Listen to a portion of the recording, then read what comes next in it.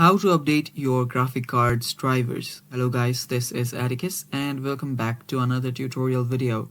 In today's video, I'll teach you guys how you can update your device's graphic card's drivers. So let us get started.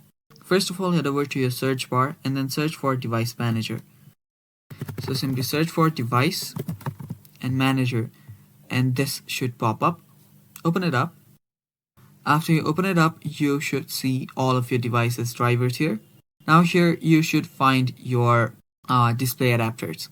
So tap on display adapters and there you will see your graphic card. After you find it, simply double tap on it and open it up. Now here you will see general, driver, details, event, resources.